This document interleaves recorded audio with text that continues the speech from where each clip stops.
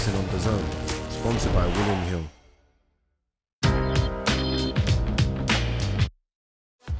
Welcome to Beyond the Bell. I'm Todd Grisham, Sergio Mora, and Chris Mannix, and we just witnessed Zurdo Ramirez become the first Mexican cruiserweight champion of all time. Sergio, how did he do it? Being smart, following the game plan all the way to the end, because he wasn't able to just to box the entire time. He had to get the respect of the bigger, naturally stronger fighter, and he did just that. As a matter of fact, he did a little bit too much inside fighting for my liking, but he already felt the power of Goulamirian. He fought like the bigger man tonight. So not only did he bring strategy and intelligence, but toughness and bravado as well. Just a great performance by Zurdo Ramirez. Yeah, you know, when Zurdo was fighting at 168 and 175, it did seem at times like he was one-dimensional. Like he was going to come forward, overwhelm you with punches, eventually get stoppages that way. Over the course of the last 6 months, we have seen Zurdo diversify his game, polish his game. Against Joe Smith Jr., we saw a guy light on his toes, moving, pivoting, using angles, fighting on the outside. A completely different version of the Zurdo that we're used to seeing. In this fight, we saw a guy willing to fight off his back foot at times, to fight in a phone booth against a bigger fighter. This, to me, was the best performance of Gilberto Ramirez's career and shows that he still has a lot more to give to the sport. You know, it wasn't like Zurdo Ramirez was necessarily protected his whole career, but when he fought Dimitri Bivol, he was so outclassed that it felt like to me that night, Sergio, that was almost the end of Zurdo Ramirez as we knew him as a title challenger. But since then, he's had a revelation. He looked fantastic against Joe Smith Jr. and perhaps even better tonight as he became the champ. No shame losing to Dimitri Bivol. Canelo lost to Dimitri Bivol. That was just the wrong style matchup. You know, Zurdo needs a guy to come at him. He needs a guy that wants to exchange with him. Bivol, one of the best footwork in boxing, one of the best jabs in boxing. So it was just the wrong style matchup. Now, when you have a big, powerful puncher like he had in front of him tonight, he was able to implement a game plan, to be a boxer, to be a puncher, to back him up, fight on the inside, fight on the outside. It was strategy at its best, and it was a beautiful performance. Yeah, and I think we have to factor in that being at this weight and not having to shrink down to 168 or 175 has to have paid huge dividends. It puts him right in the mix for a big fight later this year. Here are 3 possible names that are in that mix. Jai Opetaia, of course, the unquestioned king of the cruiserweight division. We just saw him fight in Saudi Arabia. He is a pound-for-pound talent. Lawrence Okolie, he's going to be fighting for a Bridgerweight title in his next fight. Now, we can all agree that weight class is kind of stupid, but it does have a belt attached to it. So, if Zurdo Ramirez wanted to try to become a 3-division world champion, well, he could go and fight someone like Lawrence Okolie if he wins that fight. And Nicole Michelaian, he is a world title holder at cruiserweight. You heard Zurdo say in the ring on Saturday that he wants to become the undisputed cruiserweight champion. That is one step towards that ultimate goal. Jai Opetaia has to fight Marius Briedis. That's June 1st, I believe. That's the number 2 ranked cruiserweight in the world according to your own rankings. If he does get past Briedis, is Jai Opetaia the type of fighter that Zurdo really wants to deal with right now? I think Jai Opetaia is elite.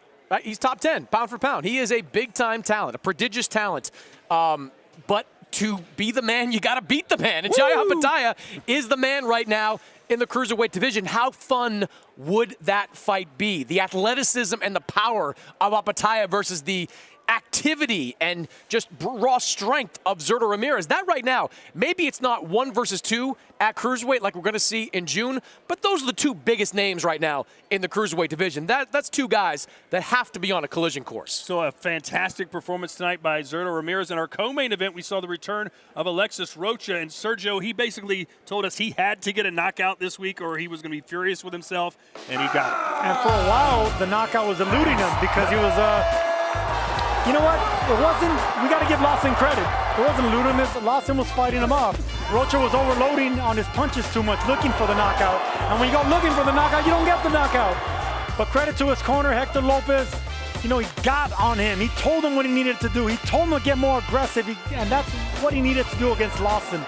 And so many times they were going to stop this fight. He forced the referee to stop this fight through aggression and volume.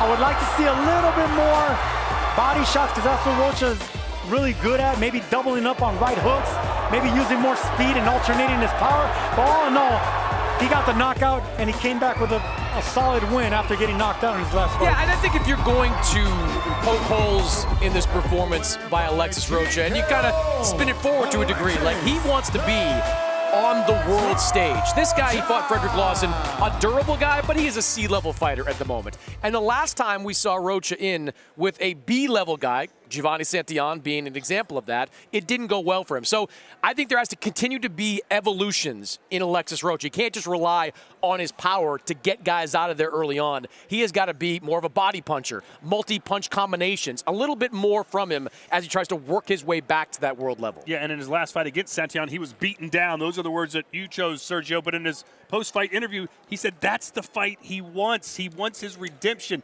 Is that a wise thing? No.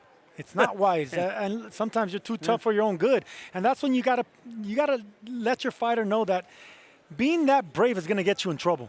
Be smart, and you're gonna get a lot farther. Alexis Rocha needs to start power boxing, not just going looking for the knockouts and overloading on his shots. But that's something that him and his trainer need to work on. This is my problem with you sometimes. I got a lot of problems with you too. I got a lot of problems with you.